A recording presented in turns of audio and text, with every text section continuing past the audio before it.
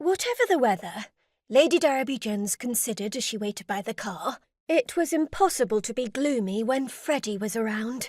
Except he wasn't around that particular Monday in mid-January, and there was every chance they would miss his train, even with Smith putting the pedal to the floor, or whatever the expression was. "Sorry, Auntie, I was just saying goodbye to Mrs. Stone."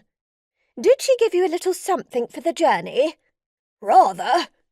Freddie opened a large cloth napkin to reveal half a dozen sandwiches and the same number of fat round cupcakes with her famous red, white and blue icing designed like Union Jacks on each one. "Put them in your overnight bag so you don't drop them, Freddie."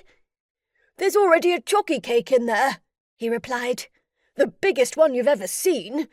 It's in a tin that takes up most of the available space." He pulled the zip, as if he had to evidence every statement to his aunt, actually his second cousin once removed, and that only through marriage, for he was, correctly speaking, a blood relative of Lord Darriby, her husband, rather than of her.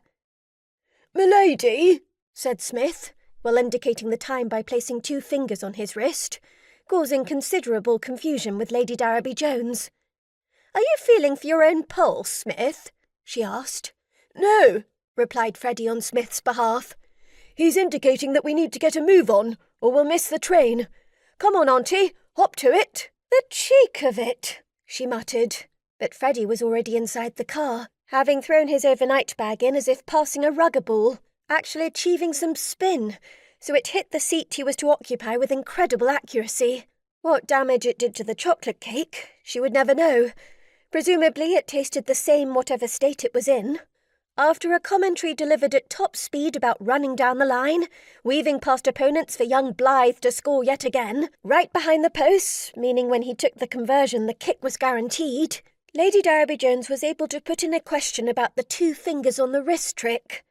"No, Auntie, not a pulse stop at all. Rather the sign for a wristwatch like this one." He pulled his uniform jacket sleeve back 3 inches to reveal a handsome watch. Of course, Lady Darriby-Jones had seen wristwatches before, although she had never purchased one. Indeed, she didn't own any form of watch, whether wrist or pocket, believing there would always be a gentleman on hand if she needed to know the precise time. "They're all the rage at school, Auntie," he said. "Where did you get yours from?" As soon as Lady Darriby-Jones asked that question, she knew it was a mistake, and wished, as well as mechanisms to tell the time, there was one to wind back time so mistakes, particularly clumsy questions from aunts, could be undone. "Mother and father," was all he said. But Lady Darriby-Jones, looking keenly, could see the tears in his eyes, the tautness across his fresh and freckled face. She almost commented on him having the famous Blythe complexion, otherwise known as freckles galore, but stopped herself just in time. That, too, would be a mistake,